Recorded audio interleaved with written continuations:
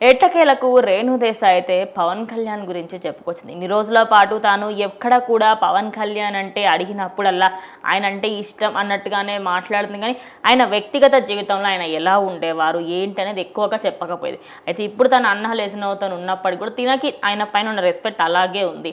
అయితే మరి ఏమేమి చెప్పింది, తన రెమ్యూనరేషన్ గురించి, అదే సినిమా రంగంలో ఆయన ఎలా ఉంటారు, ప్రతి ఒక్క విషయం చెప్పిందంటే ఏంటి అసలు అది? యాక్చువల్లీ పవన్ కళ్యాణ్ ఫ్యాన్స్ ఏంటంటే ఒక వీడియో దొరికినప్పుడు ఖచ్చితంగా దాన్ని ట్రెండింగ్లోకి తీసుకొస్తారు, వైరల్ చేస్తారనమాట. ఎందుకంటే ఈవిడ మాట్లాడిన మాటలు ఇప్పుడు కాదు, లేటెస్ట్ అయితే కాదు. ఖచ్చితంగా అంతకుముందు వాళ్ళు కలిసి ఉన్నప్పుడు కొమరంపులి ఆ టైంలో ఆయన ప్రజారాజ్యం కోసం తిరుగుతున్నప్పుడు, సో అట్లా ఆ టైంలో మాట్లాడిన మాటలు అని చెప్పుకోవచ్చు ఖచ్చితంగా. సో పవన్ కళ్యాణ్ వ్యక్తిత్వం గురించి ఆవిడ చెప్పిన మాటలు ఏంటంటే, ఆయన రెమ్యునేషన్ విషయంలో సినిమా ఒకవేళ హిట్ అయితేనే తీసుకున్న రెమ్యునేషన్ ఆయన దగ్గర ఉంచుకుంటారు.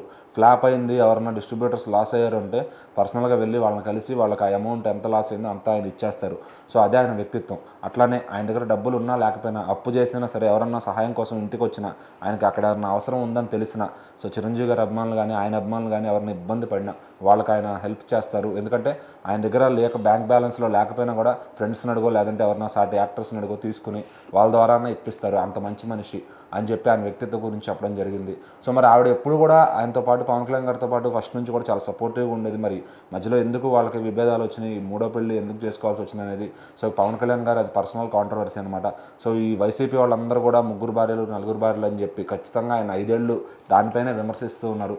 బట్ ఏంటంటే ఒక క్యారెక్టర్ ఉన్న వ్యక్తి కాబట్టి అతను ఏ పాయింట్లో మాట్లాడాలి, ఈ పాయింట్లో దొరికాడు కాబట్టి ఈ పాయింట్లో మాత్రమే మాట్లాడతారు.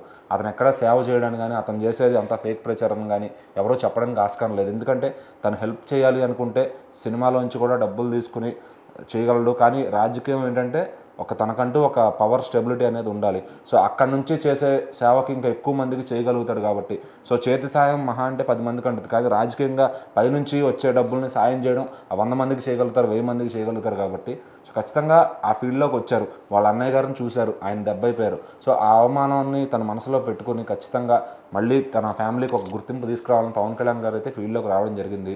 సో మరి అది ఆయన వ్యక్తిత్వం. అందులోనూ మళ్ళీ జగన్ గారు చిరంజీవి గారితో ఎప్పుడైతే దండం పెట్టించుకున్నారో ఆ రోజు మరింత హట్ అయ్యారనమాట.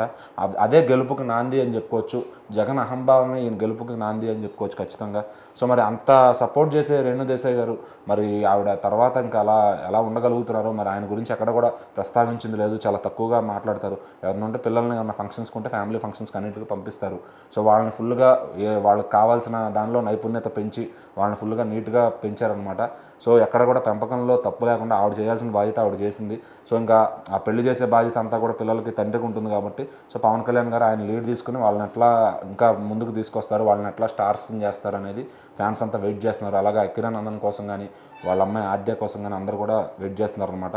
సో చూద్దాం మరి మళ్ళీ ఎప్పుడైనా వీళ్ళంతా ఒక ఫ్యామిలీ ఫంక్షన్లో ఏమన్నా గ్యాదర్ అవుతారా, ఆ నెక్స్ట్ జరిగే వీళ్ళ పిల్లల ఫంక్షన్స్కి ఏమన్నా వీళ్ళిద్దరు కలిసి ఒక ఫ్రేమ్లో ఏమైనా కనపడతారనేది చూడాలి.